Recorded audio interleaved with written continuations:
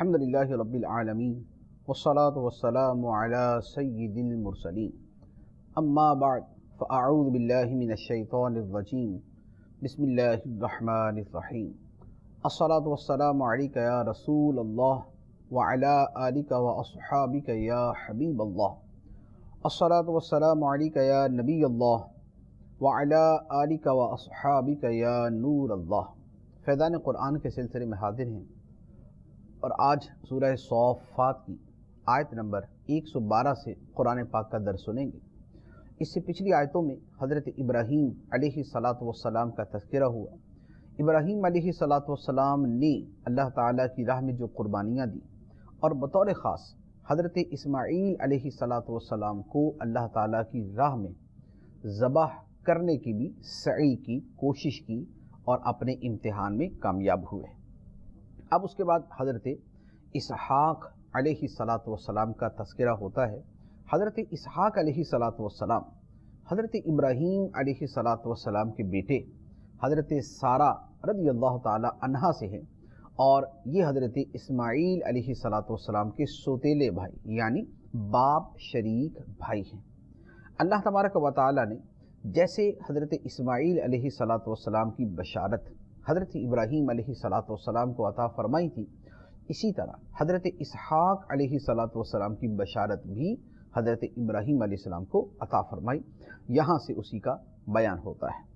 چنانچہ ارشاد ہوتا ہے بسم اللہ الرحمن الرحیم وَبَشَّرْنَاهُ بِإِسْحَاقَ نَبِيًّا مِّنَ الصَّالِحِينَ وَبَارَكْنَا عَلَيْهِ وَعَلَىٰ إِسْحَاقَ وَمِن ذُرِّيَّتِهِمَا مُحْسِنٌ وَظَالِمٌ لِنَفْسِهِ مُبِينٌ۔ اور ہم نے ابراہیم کو اسحاق کی خوشخبری دی جو اللہ کے خاص قرب کے لائق بندوں میں سے ایک نبی ہے، اور ہم نے اس پر اور اسحاق پر برکت اتاری، اور ان کی اولاد میں کوئی اچھا کام کرنے والا ہے اور کوئی اپنی جان پر سری ظلم کرنے والا ہے۔ اسحاق علیہ السلام کی ولادت کی بشارت ابراہیم علیہ السلام کو عطا کی گئی۔ یہ بھی قرآن پاک کے اندر تفصیل کے ساتھ موجود ہے، 26ویں پارے کے آخر میں اور 27ویں پارے کے شروع میں اس کا بیان ہے۔ اسی طرح 12ویں پارے کے اندر بھی اس کا تذکرہ ہے۔ یہاں پر دو تین باتیں ہیں۔ ایک بات تو یہ ہے کہ حضرت اسماعیل علیہ السلام کا ذکر پہلے ہوا اور ان کے قربان کیے جانے کا تذکرہ ہوا، اور اس کے بعد حضرت اسحاق علیہ السلام کا ذکر کیا گیا۔ اس سے پتہ چلا کہ حضرت ابراہیم علیہ السلام نے اپنے جس بیٹے کو ذبح کرنے کی کوشش کی تھی حکم الہی پر، وہ حضرت اسماعیل علیہ السلام تھے، نہ کہ حضرت اسحاق علیہ السلام۔ اہل کتاب یعنی یہودی اور عیسائی یہ کہتے ہیں کہ حضرت اسحاق علیہ السلام ذبیح تھے، ذبیح اللہ جو اللہ کے نام پر ذبح ہوئے وہ حضرت اسحاق علیہ السلام تھے، لیکن یہ درست نہیں ہے۔ مسلمانوں میں اہل اسلام میں سے بھی بعض علماء نے یہ بات لکھی ہے، لیکن دلائل کی روح سے وہ درست نہیں۔ حضرت اسماعیل علیہ السلام ہی وہ ہستی ہیں کہ جنہیں ذبح کرنے کی کوشش کی گئی تھی، جن کی قربانی اللہ تعالیٰ کی بارگاہ میں پیش کی گئی تھی۔ اس کے بڑے دلائل ہیں۔ اس کی ایک دلیل تو یہ ہے کہ یہاں آیات میں دیکھیں، حضرت اسحاق علیہ السلام کا تذکرہ بعد میں ہے اور اس سے پہلے ایک بیٹے کی بشارت ہے، اور اس بیٹے کی بشارت کے بعد اس کی قربانی کا تذکرہ ہے، اور پھر حضرت اسحاق علیہ السلام کی ولادت کی بات ہے۔ تو اس سے پتہ چلا کہ حضرت اسماعیل علیہ السلام کا ذبح ہونا جو ہے یہ تو حضرت اسحاق علیہ السلام سے بھی پہلے، اسحاق علیہ السلام کی پیدائش سے بھی پہلے کی بات۔ ایک بات۔ دوسری بات یہ کہ اس بات پر اہل کتاب اور مسلمانوں کا اتفاق ہے کہ حضرت ابراہیم علیہ السلام نے جس بیٹے کی قربانی دی تھی وہ اکلوتا تھا، جس بیٹے کی قربانی دی تھی وہ اکلوتا تھا، یعنی اس وقت اس ایک بیٹے کے علاوہ ابراہیم علیہ السلام کا دوسرا بیٹا نہیں تھا۔ ایک بات۔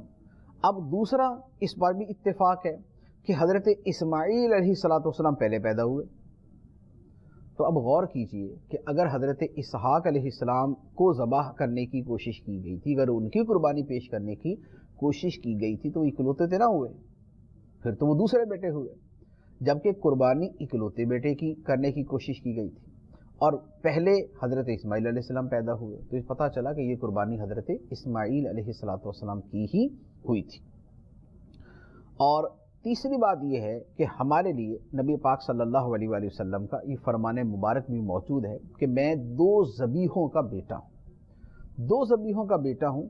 ایک ذبیح نبی پاک علیہ السلام کے والد گرامی حضرت عبداللہ رضی اللہ تعالی عنہ، ان کا بھی ایک واقعہ ہے کہ ان کی بھی قربانی کی کوشش کی گئی تھی، لیکن پھر ان کی جگہ پر 100 اونٹ اللہ تعالیٰ کی راہ میں قربان کیے گئے تھے۔ تو ایک ذبیح حضرت عبداللہ رضی اللہ تعالی عنہ نبی پاک علیہ السلام کے والد، اور ایک ذبیح حضرت اسماعیل علیہ السلام۔ پھر ایک اور دلیل بھی ہے، وہ یہ ہے کہ قربانی جو حضرت اسماعیل علیہ السلام کی کرنے کی کوشش کی گئی اور اس کی جگہ پر مینڈا آ گیا اور اس مینڈے کو ذبح کر دیا گیا، اس مینڈے کے سینگ، اس کے سینگ خانہ کعبہ کی چھت پر تھے اور یہ ہزاروں سال تک اس کی چھت پہ رہے۔ پھر ایک مرتبہ آگ لگی اور آگ لگنے سے خانہ کعبہ کے پردے جل گئے اور وہ جو سینگ تھے وہ بھی جل گئے۔ اگر حضرت اسحاق علیہ السلام کی قربانی ہوتی تو اسحاق علیہ السلام تو شام میں تھے اور ان کی جگہ جو مینڈا آیا تھا تو اس مینڈے کے سینگ بھی شام میں ہونے چاہیے تھے۔ یہ تو نہیں کہ قربانی شام میں ہوئی اور سینگ اٹھا کے خانہ کعبہ کی چھت پہ رکھ دیے گئے۔ خانہ کعبہ مکہ مکرمہ میں ہے، مکہ مکرمہ میں حضرت اسماعیل علیہ السلام ہی تھے، آپ کی نسل وہیں تھی، آپ وہیں رہے، آپ نے زندگی گزاری۔ تو قربانی چونکہ مکے میں ہوئی تھی اور قربانی چونکہ مکے میں ہوئی تھی اس لیے وہاں پر جو مینڈا ذبح کیا گیا اس کے سینگ بھی خانہ کعبہ کی چھت پر ہی رکھے گئے۔ تو یہ دلائل ہیں اس بات کے کہ حضرت اسماعیل علیہ السلام کو ذبح کیا گیا تھا، نہ کہ حضرت اسحاق علیہ السلام کو۔ دوسری بات، اللہ تعالیٰ نے ارشاد فرمائی کہ ہم نے اس پر اور اسحاق پر برکت اتاری۔ اس پر سے کیا مراد ہے؟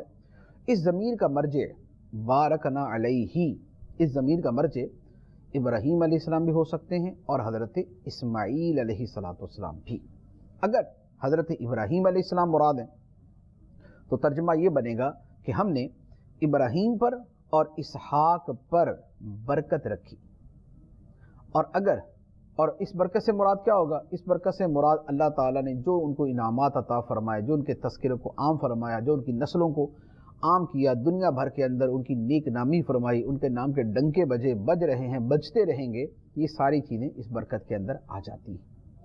اور اگر ضمیر کا مرجع حضرت اسماعیل علیہ السلام ہو تو ترجمہ یوں بنے گا کہ ہم نے اسماعیل پر اور اسحاق پر برکت رکھی۔ اب ان دونوں پر برکت کیسے؟ اس کی بھی بہت ساری صورتیں ہو سکتی ہیں، لیکن ایک صورت علماء نے یہ بھی بیان فرمائی ہے، یعنی برکتوں کی صورتوں میں ایک صورت یہ بھی ہے، وہ یہ ہے کہ برکت یہ بھی ہوتی ہے کہ کسی کی اولاد میں کثرت ہو، اس کی نسل پھیلے، دنیا کے اندر اس کی نسل کا نام ہو۔ حضرت اسماعیل اور اسحاق علیہ السلام اللہ تعالیٰ کے وہ پیارے بندے ہیں کہ جن کی نسلوں کا دنیا میں نام ہوا، جن کی نسلوں کا دنیا میں نام ہوا۔ کیسے؟ حضرت اسحاق علیہ السلام کے بیٹے ہیں حضرت یعقوب علیہ السلام، اور حضرت یعقوب علیہ السلام کا لقب ہے اسرائیل، اور ان کی اولاد آگے ان کا نام بنا بنی اسرائیل۔ اسرائیل حضرت یعقوب علیہ السلام کا نام، ان کی اولاد کا نام ہوا بنی اسرائیل۔ بنی اسرائیل پوری دنیا کے اندر ایک بہت بڑی قوم بنے، ایک بہت بڑی آبادی بنے، اور اس وقت بھی دنیا کے اندر کروڑوں کی تعداد میں موجود ہے۔ اس وقت بھی دنیا کے اندر کروڑوں کی تعداد میں موجود ہے۔ اور اسماعیل علیہ السلام کی اولاد میں برکت کیا ہوئی کہ اسماعیل علیہ السلام سے جو نسل چلی یہ وہ نسل ہے جو آگے جا کے قریش کی صورت بنی، یعنی اس میں قریش آئے، یعنی اور بھی ہیں لیکن ہم ایک صرف معنی کی صورت کی جو ہمیں زیادہ معلوم ہے اس کے اعتبار سے کلام کرتے ہیں کہ قریش سے آگے جو نسلیں چلی، اب عباسی خاندان، علوی خاندان، سادات کا خاندان، یہ سارے کے سارے جو ہیں یہ سب کے سب قریشی، اور دنیا میں سادات کرام بھی لاکھوں کی تعداد میں، علوی، عباسی، ہاشمی، یہ سب ملا لے تو یہ بھی کروڑوں کی تعداد میں. تو اللہ تعالیٰ نے کیسی برکت رکھی کہ اسحاق علیہ السلام کی جو نسل ہے وہ بھی بہت زیادہ دنیا میں پھیلی، اور اسماعیل علیہ السلام کی نسل پاک بھی دنیا میں بہت زیادہ پھیلی. تو یہ اللہ تعالیٰ نے ان پر برکت رکھی. اب مزید فرمایا کہ وَمِن ذُرِّيَّتِهِمَا مُحْسِنٌ وَظَالِمٌ لِنَفْسِهِ مُبِينٌ، اور ان کی اولاد میں کوئی اچھا کام کرنے والا ہے اور کوئی اپنی جان پر سری ظلم کرنے والا ہے. ان دونوں کی اولاد میں، اسحاق علیہ السلام اور اسماعیل علیہ السلام، دونوں کی اولاد میں کوئی اچھا کام کرنے والا اور کوئی اپنی جان پر سری ظلم کرنے والا. یعنی فرمایا کہ ان کی اولاد میں ہر طرح کے لوگ ہیں. ایسا نہیں ہے کہ حضرت یہ نبیوں کی اولاد ہیں، ابراہیم، اسحاق علیہ السلام اور اسماعیل علیہ السلام کی، تو ان کی ساری اولاد متقی، پارسا، مومن ہی ہے. ایسا نہیں، ان کی اولاد کے اندر بھی اچھے بھی ہوئے اور برے بھی ہوئے. تو اس میں ایک اور بات کی طرف اشارہ مقصود ہے کہ انسان کی حقیقی فضیلت کا مدار اس کے اپنی ذات پر ہے. اگر کسی کی فضیلت ہے تو اس کی ذات کی وجہ سے، کسی کی مذمت ہے تو اس کی ذات کی وجہ سے. ہاں، اگر ایمان سلامت ہے تو پھر نسبت بھی فائدہ دیتی ہے. یہ تو قرآن پاک کے اندر بھی ہے. قرآن پاک کے اندر بھی فرمایا گیا کہ قیامت کے دن ہم لوگوں کو اور ان کی ذریت کو، ان کی اولاد کو بھی ان کے والدین کے ساتھ ملا دیں گے، اگرچہ اولاد نے عمل نہیں کیے ہوں گے. یعنی اولاد چھوٹی چھوٹی بھی فوت ہو گئی تو تب بھی اللہ تعالیٰ ان کو اس درجے میں رکھ دے گا جس درجے کے اندر ان کے والدین ہوں گے، حالانکہ اولاد نے عمل نہیں کیا. تو کیوں؟ تعلق ہے، نسبت ہے، ذریت اور نسل کا جو تعلق ہے، اس کی وجہ سے اللہ تعالیٰ ان کو یہ مرتبہ عطا فرما دے گا. لیکن جو مین فضیلت کی اصل سبب اور اصل وجہ ہے وہ انسان کا اپنا عمل ہے. اور ایمان ہے تو پھر نسبت بھی فائدہ دیتی، ایمان نہیں تو پھر تو اس نسبت کا فائدہ ہی نہیں. اگر ایمان نہیں ہے تو پھر نسبت کا فائدہ نہیں ہے. جیسے حضرت نوح علیہ السلام کا بیٹا کنعان منافق تھا یا کافر تھا تو اس کو نسبت نے کوئی فائدہ نہیں دی. ہاں، ایمان سلامت ہوتا تو نسبت فائدہ دیتی.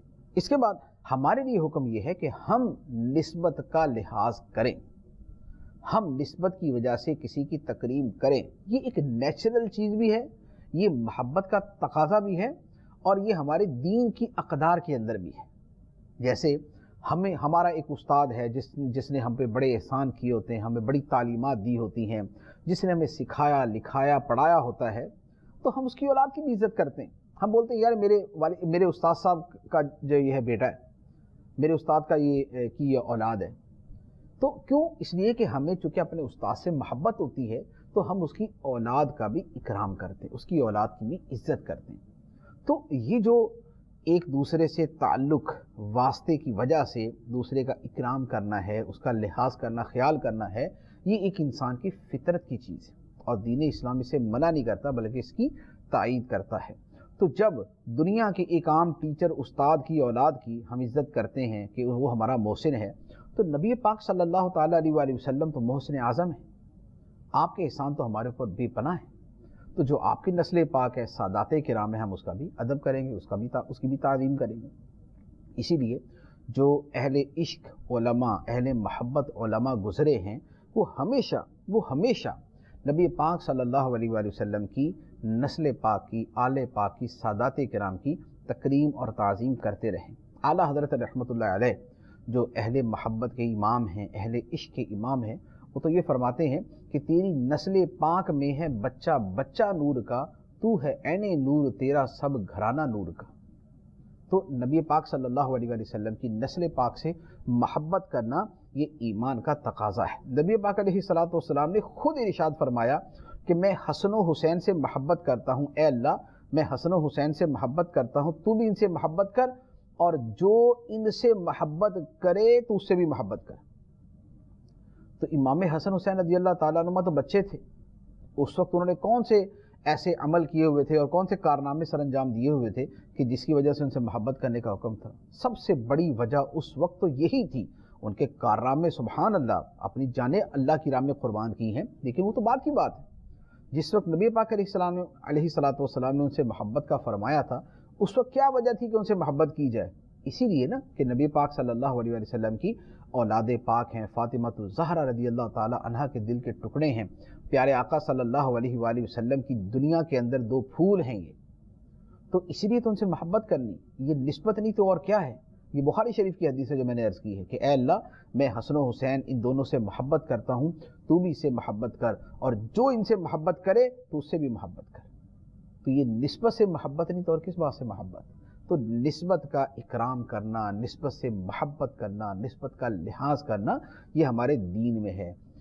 اور اسی طرح جو مشائخ ہیں، علماء کرام ہیں، ان کے جو تعلق والے ہیں، ان کی جو اولاد ہے، ان کے ماں باپ ہیں، ان کی بھی عزت کی جاتی۔ مثال کے طور پہ اگر میں نے کسی استاد سے میں نے حدیث پڑھی ہے اور میرے استاد نے مجھے علم دین سکھایا ہے، تو اگر اس کے والد صاحب میرے سامنے آئیں گے تو میں بڑی عزت کروں گا اس کی اولاد میرے سامنے آئے گی تو میں اس کا احترام کروں گا کہ یہ میرے استاد الحدیث کی اولاد ہے، اور یہ میری ایک فطری بات ہوگی، اور فطری بات ہونے کے علاوہ یہ میرے دین کے حکم کا تقاضا ہوگا۔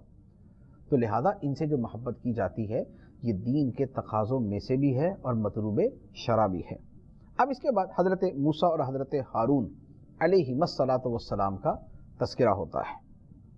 موسیٰ علیہ الصلاۃ والسلام اور ہارون علیہ السلام دونوں اللہ تعالیٰ کے رسول ہیں، اور دونوں پر اللہ تعالیٰ کے جو کرم ہوئے، فضل ہوئے، احسان ہوئے، ان کا بیان ہوتا ہے۔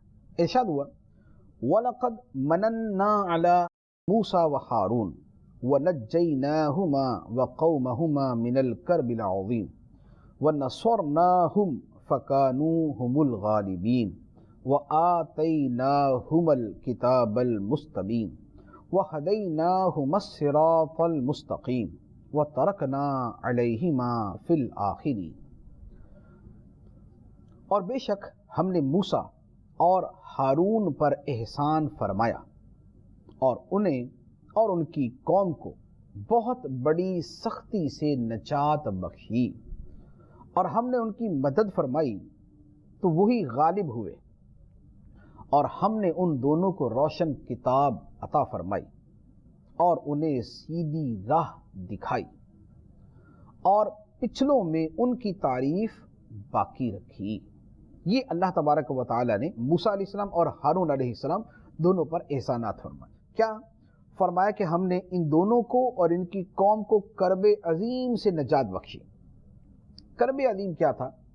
کرب عظیم یہ جو فرعون کی طرف سے مظالم تھے بنی اسرائیل پر، یہ ان سے نجات ہے، ان سے نجات کی صورت کی جس میں فرعون غرق ہو گیا اور انہوں نے اس سے کامل طور پہ نجات پائی، تو یہ کرب عظیم سے نجات۔ یہ ہم نے ان کی مدد کی تو یہی غالب ہوئے، مد مقابل میں جادوگر تھے تو وہ مغلوب ہوئے، فرعون تھا تو وہ مغلوب ہوئے، اس کا لشکر تھا تو وہ مغلوب ہوئے، اس کی قوم تھی قیمتی تھے تو وہ سارے کے سارے مغلوب ہوئے۔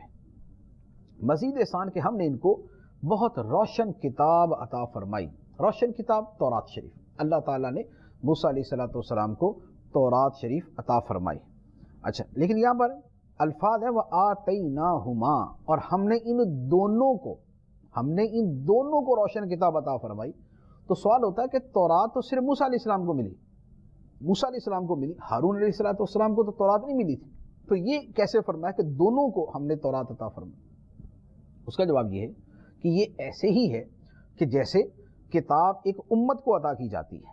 جیسے ہم اگر یہ کہیں کہ اللہ تعالیٰ نے ہمیں قرآن عطا فرمایا، تو قرآن تو نبی پاک علیہ السلام کو عطا فرمایا گیا تھا، لیکن نبی پاک علیہ السلام کے ذریعے ہمیں بھی عطا کیا گیا۔ تو جیسے ہم یہ بولتے ہیں کہ قرآن ہمارے آقا صلی اللہ علیہ وسلم کو عطا کیا گیا، قرآن ہمیں عطا کیا گیا، تو جس انداز میں یہ جملہ ہے اسی انداز کے اندر یہاں پر جملہ ہے، یعنی اصل جو نازل ہوا وہ موسیٰ علیہ السلام پہ، کیونکہ موسیٰ علیہ السلام طور پر گئے، موسیٰ علیہ السلام کو اللہ تعالیٰ نے کلام عطا فرمایا، کتاب تورات موسیٰ علیہ السلام کی کتاب ہے، ان پر نازل ہونے والی کتاب ہے، یہ ان کی فضیلت ہے۔ لیکن چونکہ ہارون علیہ السلام بھی ان کے ساتھ کار نبوت میں شریک تھے، تو ان کا بھی نام اسی کے اندر آ گیا کہ انہیں بھی یہ کتاب عطا فرمائے گی۔ تو گویا حضرت ہارون علیہ السلام کی حیثیت بالکل وہ نہیں جیسے ہم آپس میں کہتے ہیں کہ ہمیں قرآن عطا کیا گیا۔ جو خالص امت ہے اس کو یہ کہنا کہ اس کو کتاب عطا کی گئی، وہ ایک اور معنی میں، نبی کے لیے جس پر اتری اس کے بارے میں کہنا اسے کتاب عطا کی گئی، یہ اور معنی میں، اور نبی کے ساتھ کار نبوت میں جو شریک ہیں اس کا نام ساتھ لے کے کہنا کہ انہیں کتاب عطا کی گئی، یہ ایک اور معنی میں آتا ہے۔ گویا ہارون علیہ السلام کی جو حیثیت ہے وہ جو عام امت موسیٰ تھی اس سے فائق ہے، اس سے بے پناہ فائق ہے کہ وہ اللہ تبارک و تعالیٰ کے برگزیدہ پیغمبر تھے، اور موسیٰ علیہ السلام کی شریعت کی عملی تنفیذ میں ان کے ساتھ بطور نبی کے شریک تھے، بطور نبی کے شریک تھے، لہذا ان کا نام لینا اس اعتبار سے۔ پھر فرمایا کہ ہم نے ان دونوں کو سیدھی راہ دکھائی، صراط مستقیم دکھائی۔ ان کی صراط مستقیم اور ہماری صراط مستقیم میں بھی فرق ہوتا ہے۔ ہماری صراط مستقیم یوں کہہ لیں کہ ہم جیسے ہم اگر اپنی آنکھوں سے کوئی چیز دیکھیں تو ہم بھی دیکھ رہے ہیں، لیکن دنیا کی سب سے بہترین دوربین کے ذریعے اگر کوئی شخص دیکھے اس کا دیکھنا کچھ اور ہوتا ہے دونوں دیکھ رہے ہیں، ہم بھی دیکھ رہے ہیں اور دنیا کی بہترین دوربین کے ذریعے بھی دیکھا جا رہا ہے، لیکن فرق کتنا ہوگا؟ ہمیں تھوڑا سا نظر آئے گا، دوربین والے کو کروڑوں میل دور تک نظر آ جائے گا۔ تو نبی کا صراط مستقیم پر ہونا اتنا واضح، اتنا ایکوریٹ، اتنا کامل، اتنا مکمل، اتنا اعلیٰ درجے کا ہوتا ہے کہ ہم اس کا تصور بھی نہیں کر سکتے۔ تو صراط مستقیم پر ہم بھی ہیں، ہم بھی الحمدللہ صراط مستقیم پر ہیں، ہم دین اسلام پر ہیں، دین اسلام صراط مستقیم ہے، تو ہم بھی صراط مستقیم۔ اور موسیٰ و ہارون علیہ السلام کو بھی اللہ تعالیٰ نے صراط مستقیم کی راہ دکھائی، لیکن ان کا دیکھنا اور ہے، ہمارا دیکھنا اور ہے۔ اور پھر اگلی فضیلت بیان فرمائی کہ ہم نے موسیٰ اور ہارون علیہ السلام کی تعریف پچھلوں میں باقی رکھی، بعد والوں میں باقی رکھی۔ جیسے ہمیں موسیٰ علیہ السلام کی تعریف کرتے ہیں، ہارون علیہ السلام کی بھی شانیں بیان کرتے ہیں، دونوں اللہ کے نبی، ہماری جانیں ان کے قدموں پر قربان، تو ان کی تعریفیں اللہ تعالیٰ نے بعد والوں میں باقی رکھی۔ تو اس سے بھی یہ پتہ چلا کہ اچھی تعریف کا باقی رہنا بھی اللہ تعالیٰ کا انعام ہے، اور اسے اللہ تعالیٰ نے بطور خاص لفظ انعام کے ساتھ تعبیر کیا، وَلَقَدْ مَنَنَّا، اور بے شک ہم نے احسان کیا، علی موسیٰ و ہارون، موسیٰ پر اور ہارون پر۔ اب اس کے بعد موسیٰ ہارون علیہ السلام کی مزید عظمت و شان، ارشاد فرمایا سلام علی موسیٰ و ہارون انا کذالک نجزی المحسنین انہما من عبادنا المؤمنین۔ موسیٰ اور ہارون پر سلام ہو، بے شک نیکی کرنے والوں کو ہم ایسا ہی صلہ دیتے ہیں، بے شک وہ دونوں ہمارے اعلیٰ درجے کے کامل ایمان والے بندوں میں سے ہیں۔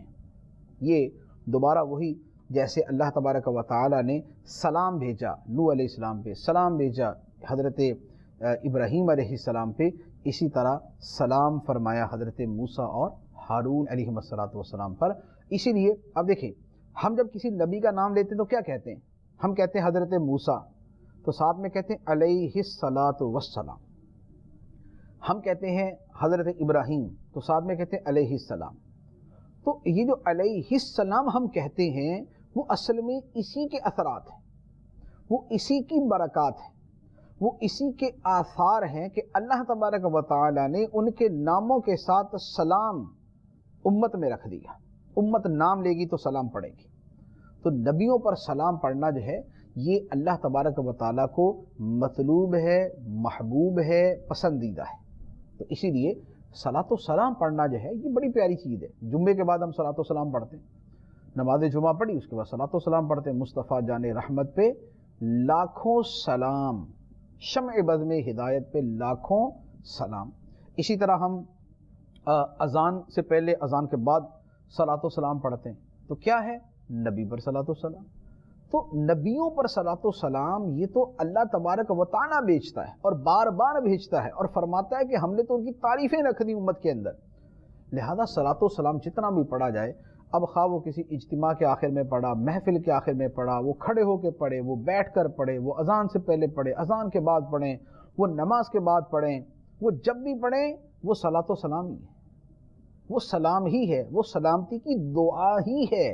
اور سلامتی کی دعا نبیوں کے لیے کرنا یہ تو ہمارے اوپر خدا کا کرم ہے کہ خدا ہمیں توفیق دیتا ہے کہ ہم ان کی بارگاہ میں سلام پیش کرتے ہیں۔ لہذا جتنا ہو سکے صلاۃ و سلام کی کثرت کرنی چاہیے، اور خاص طور پہ پیارے آقا صلی اللہ تعالیٰ علیہ وآلہ وسلم کہ جن پہ درود و سلام پڑھنے کے بے شمار فضائل و برکات ہیں، ان پر تو کثرت سے سلام پڑھتے رہنا چاہیے۔ اب اس کے بعد حضرت الیاس علیہ السلام کا تذکرہ ہوتا ہے۔ الیاس علیہ السلام بھی اللہ تعالیٰ کے رسول ہیں، ان کا تذکرہ ہوتا ہے۔ ارشاد فرمایا وَإِنَّ إِلْيَاسَ لَمِنَ الْمُرْسَلِينَ إِذْ قَالَ لِقَوْمِهِ أَلَا تَتَّقُونَ أَتَدْعُونَ بَعْدًا وَتَذَرُونَ أَحْسَنَ الْخَالِقِينَ اللَّهَ رَبَّكُمْ وَرَبَّ آبَائِكُمُ الْأَوَّلِينَ فَكَذَّبُوهُ فَإِنَّهُمْ لَمُحْضَرُونَ إِلَّا عِبَادَ اللَّهِ الْمُخْلَصِينَ۔ اور بے شک الیاس ضرور رسولوں میں سے ہے، جب اس نے اپنی قوم سے فرمایا کیا تم ڈرتے نہیں؟ کیا تم بال نامی بت کی پوجا کرتے ہو اور سب سے اچھا پیدا کرنے والے اللہ کو چھوڑتے ہو جو تمہارا رب ہے اور تمہارے اگلے باپ دادا کا رب ہے؟ پھر ان لوگوں نے الیاس کو جھٹلایا تو وہ لوگ ضرور حاضر کیے جانے والے ہیں، مگر اللہ کے چنے ہوئے بندے وہ محفوظ رہیں گے۔ الیاس علیہ السلام کا تذکرہ ہوا۔ حضرت الیاس علیہ السلام بھی اللہ تبارک و تعالیٰ کے برگزیدہ پیغمبر ہیں، اللہ تعالیٰ کے برگزیدہ رسول ہیں۔ رسولوں کی لسٹ کے اندر اللہ تعالیٰ نے ان کا بیان کیا اور بطور خاص ان کے نام مبارک کے ساتھ فرمایا لَمِنَ الْمُرْسَلِينَ، بے شک وہ رسولوں میں سے ہیں۔ تو یہ اللہ تعالیٰ کے رسول ہیں۔ انہوں نے بھی اپنی قوم کو وہی پیغام پہنچایا جو سارے نبیوں کا پیغام تھا۔ انہوں نے بھی اسی طرح شرک سے روکا جیسے سارے نبیوں نے شرک سے روکا۔ تو آپ نے بھی اپنی قوم سے فرمایا کہ اے میری قوم، کیا تم اللہ سے ڈرتے نہیں؟ اور تمہیں ہوا کیا ہے کہ تم بال نامی بت کی پوجا کرتے ہو۔ بال جو ہے یہ ایک بت کا نام تھا۔ ویسے بال جو ہے وہ شوہر کو بھی کہتے ہیں، مالک کو بھی کہتے ہیں۔ تو چونکہ بت پرست بتوں کو اپنا مالک کہتے تھے تو کسی کو پھر بطور خاص بال کا نام بھی دے دیتے تھے۔ تو بال نام کا بت جو ہے یہ عرصہ دراز سے چلتا آ رہا ہے، یہ بڑے عرصے سے چلتا آ رہا ہے، حتیٰ کہ حضرت الیاس علیہ السلام تو پتہ نہیں کب کس صدی کے ہیں اور کتنے ہزاروں سال پہلے کے ہیں۔ نبی پاک صلی اللہ علیہ وآلہ وسلم کے زمانے میں بھی یہ بال اور حبل اور یہ اس طرح کے نام جو ہے وہ موجود تھے۔ تو بال نام کا بت تھا جس کی یہ قوم پوجا کرتی تھی۔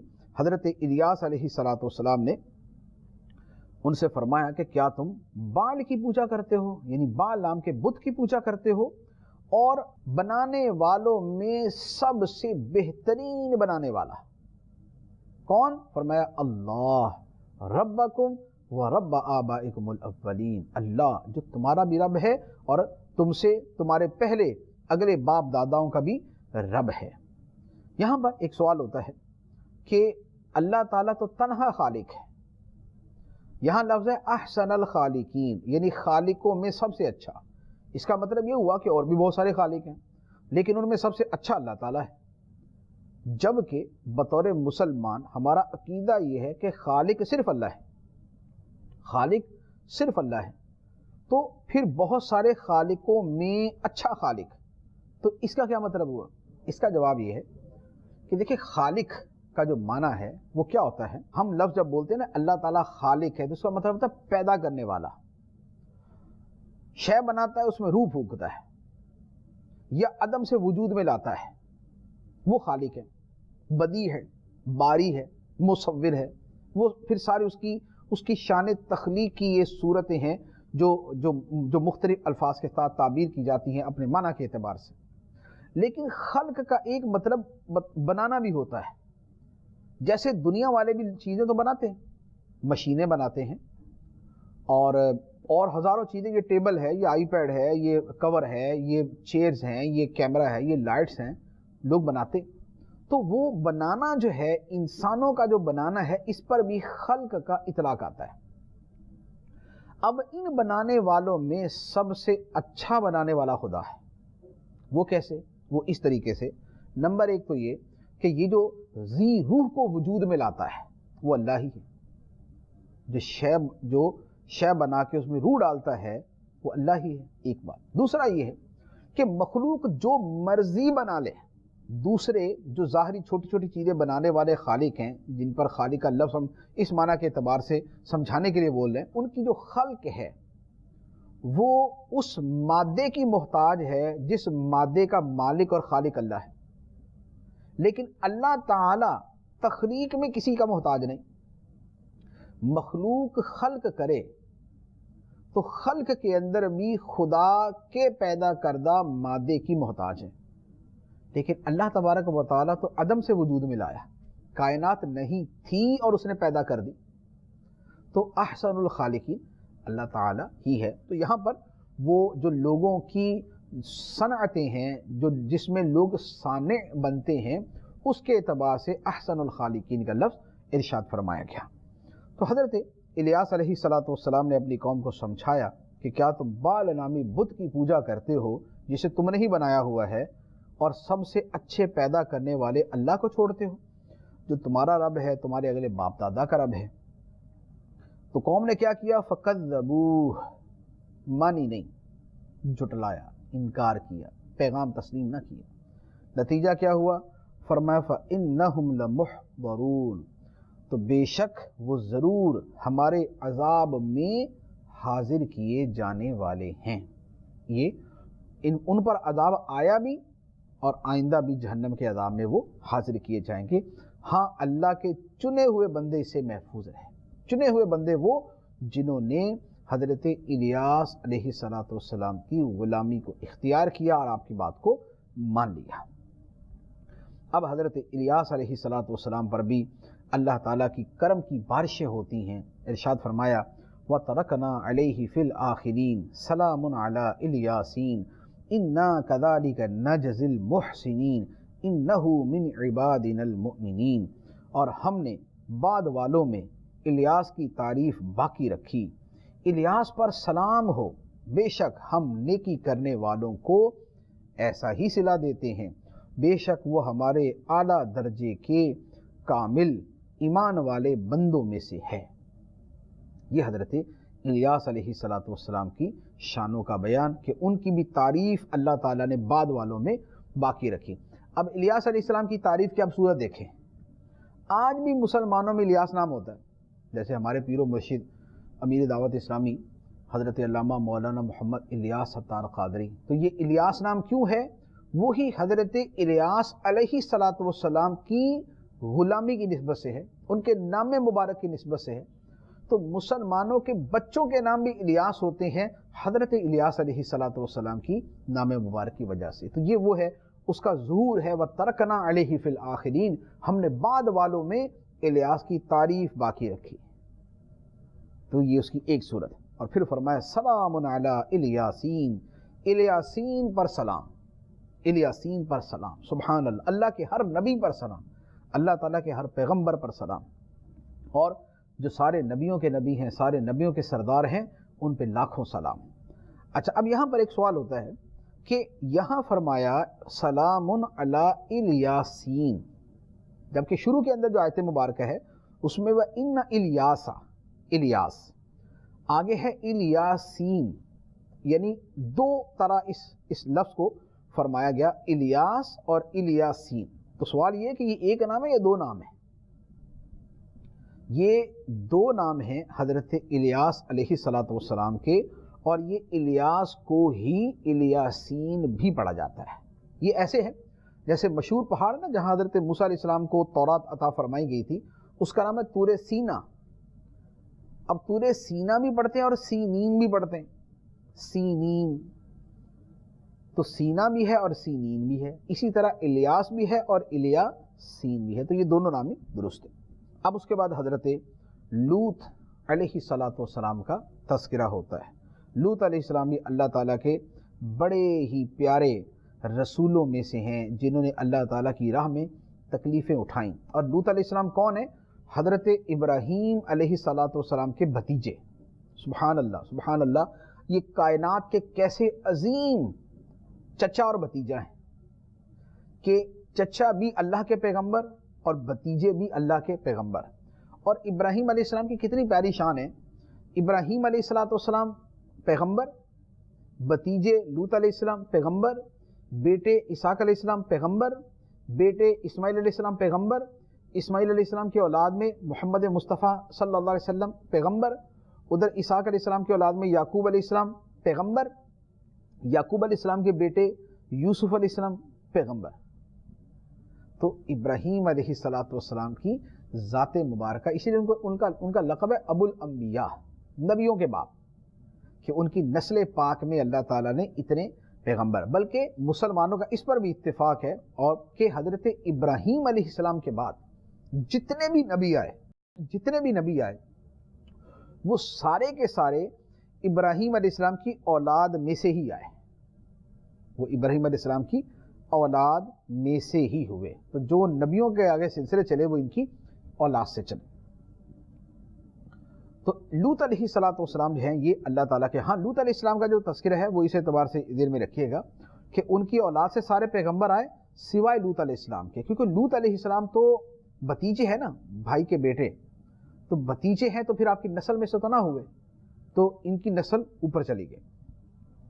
لوط علیہ السلام کا تذکرہ ہوتا ہے، ارشاد فرمایا وَإِنَّ لُوطًا لَّمِنَ الْمُرْسَلِينَ إِذْ نَجَّيْنَاهُ وَأَهْلَهُ أَجْمَعِينَ إِلَّا عَجُوزًا فِي الْغَابِرِينَ ثُمَّ دَمَّرْنَا الْآخَرِينَ وَإِنَّكُمْ لَتَمُرُّونَ عَلَيْهِمْ مُصْبِحِينَ وَبِاللَّيْلِ أَفَلَا تَعْقِلُونَ، اور بے شک لوط ضرور رسولوں میں سے ہے، جبکہ ہم نے اسے اور اس کے سب گھر والوں کو نجات بخشی، مگر ایک بڑھیا رہ جانے والوں میں ہو گئی، پھر دوسروں کو ہم نے ہلاک فرما دیا۔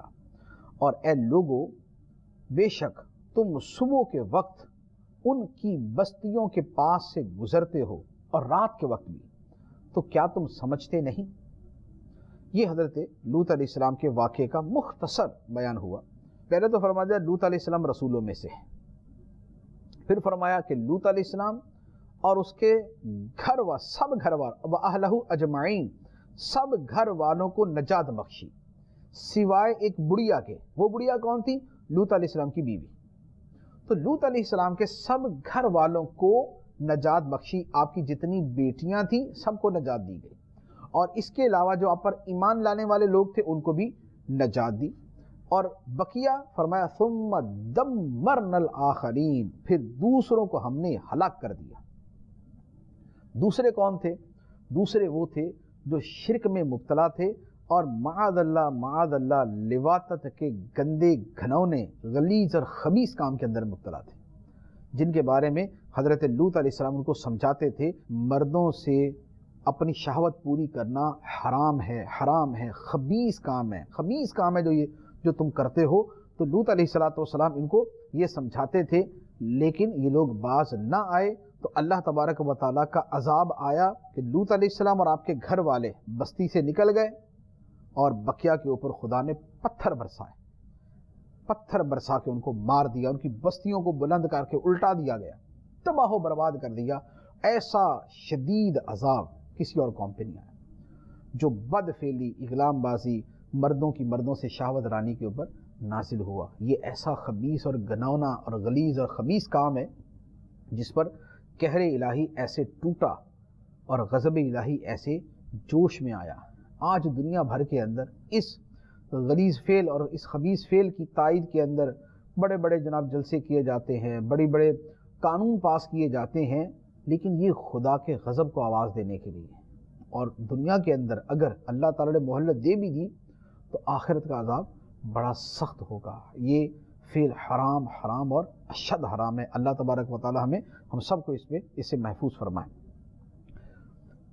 تو آپ کے گھر کی ایک بڑھیا آپ کی بیوی کو اس عذاب میں ہلاک کر دیا۔ وہ کیوں؟ کیونکہ وہ مسلمان نہیں تھی، یا تو کھلی کافرہ تھی یا منافقہ تھی، تو وہ اپنی قوم کی تائید میں تھی اور وہ اپنی قوم کی حمایت کرتی تھی، تو وہ بھی عذاب کا شکار ہوگی۔ اس سے پتہ چلا کہ کفر کے ہوتے ہوئے قرابت فائدہ نہیں دیتی، کفر کے ہوتے ہوئے نسبت فائدہ نہیں دیتی۔ نوح علیہ السلام کا بیٹا کافر تھا یا منافق تھا تو قرابت کی نسبت نے فائدہ نہیں دیا۔ بیوی قرابت تو نہیں ہے، نسبت ہے، لیکن اس نسبت نے فائدہ نہیں دیا کیونکہ کفر تھا، تو کفر کے ہوتے ہوئے کوئی قرابت اور کوئی نسبت فائدہ نہیں دیتی۔ اب اللہ تبارک و تعالی اہل مکہ کو فرماتا ہے کہ تم اپنے سفر کے دوران جو شام کی طرف جاتے ہو، دوسرے ملکوں کی طرف جاتے ہو، تو وہاں جاتے ہوئے تم دن کے وقت صبح و شام ان کی بستیوں کے پاس سے گزرتے ہو، عذاب الہی دیکھتے ہو، نہ ماننے والوں کا انجام دیکھتے ہو، تو کیا تمہیں عقل نہیں کہ تمہارا بھی یہی انجام ہو سکتا ہے، تمہارے اوپر بھی خدا کا عذاب ایسے اتر سکتا ہے؟ تو یہ آخر میں ان کو اس بات کے اوپر سمجھایا گیا، افلا تعقلون، تو کیا تم سمجھتے نہیں؟ اللہ تبارک و تعالی ہمیں سمجھ عطا فرمائے اور قرآن پاک کے احکام پہ عمل کی توفیق عطا فرمائے، آمین بجاہ النبی الامین صلی اللہ تعالی علیہ وسلم۔